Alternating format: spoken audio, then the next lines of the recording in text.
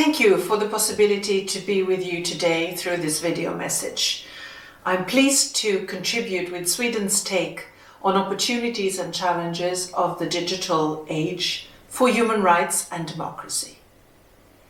We believe that understanding the implications of digital technology is key to the protection and promotion of human rights in the 21st century. First of all, it's important to stress that the freedom of expression is a human right that pertains to everyone, everywhere, and all the time, and that human rights apply online as well as offline. Digital technologies have great potential to promote and enhance the enjoyment of human rights, democracy, and the rule of law. Recent decades have seen a dramatic increase in digitalization. Technological innovations and digital tools have become an essential part of our everyday life.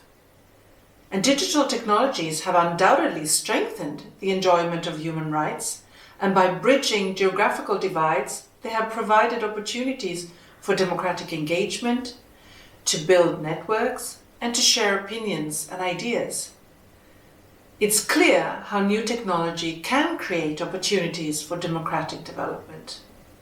But at the same time, new challenges have arrived as much of human activity has gone online, especially during the pandemic. We now see how technology can be used to spread propaganda, misinformation, disinformation. Hatred can be spread via digital platforms in a matter of seconds, and tools developed to fight crime or manage borders are at times being misused by some states to stifle critical voices and violate human rights. Algorithms and artificial intelligence for surveillance purposes risk replicating existing discrimination rather than combating it.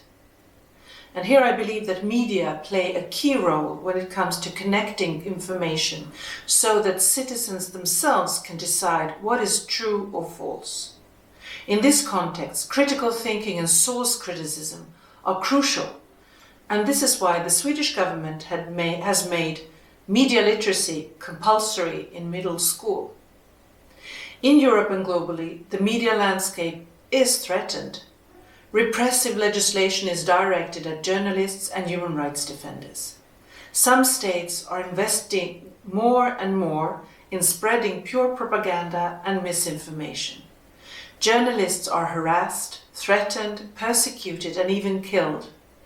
The perpetrators are too seldom brought to justice, and in many cases, the fear of reprisals and harassment can result in self-censorship among journalists and media workers. Measures of this kind don't only limit the work of journalists and threaten their lives, they also limit citizens' participation in society, which undermines the very foundations of democracy.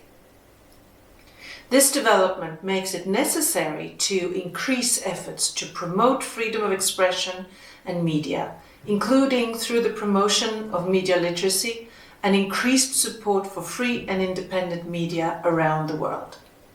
For our part, Sweden has named the defense and promotion of democracy a top priority of our foreign policy, which has been developed through the cross-cutting foreign policy initiative, the Drive for Democracy, launched 3 years ago. We see it as a strategic priority to establish a counter-narrative to authoritarian trends and to defend democracy's institutions and voice bearers. We have increased support to civil society organizations, human rights defenders, journalists, and media workers, all of which are essential actors for a living, sustainable democracy. So in conclusion, we must do 2 things: keep the media landscape open, free and independent, and ensure that new technologies are not misused to violate or abuse human rights. Thank you very much.